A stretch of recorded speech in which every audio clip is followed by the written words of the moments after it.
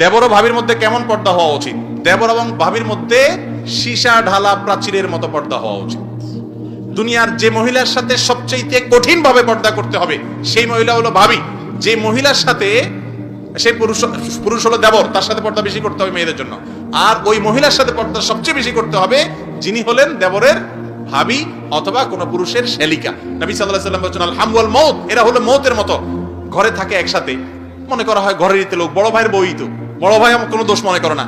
আস্তে আস্তে আস্তে তলে তলে তলে হারামের দিকে চলে যায়।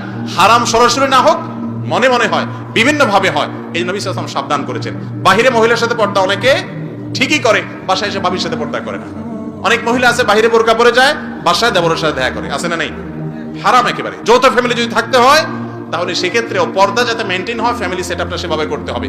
পুরুষরা ভিতরে গেলে যৌথ ফ্যামিলিতে ভাবি আছে, অন্যরা আছে যাদের সাথে পর্দা করতে হবে, তাহলে গলা পরিষ্কার করে আসসালামু আলাইকুম বলে যাবেন, একটু সময় নিয়ে যাবেন যাতে তারা শুনে যেতে পারে। এগুলো একসময় আমাদের দেশে ছিল, কিন্তু এখন আমরা আস্তে আস্তে অভদ্র হয়ে যাচ্ছি, অসৌজন্য আচরণ আমরা করতেছি।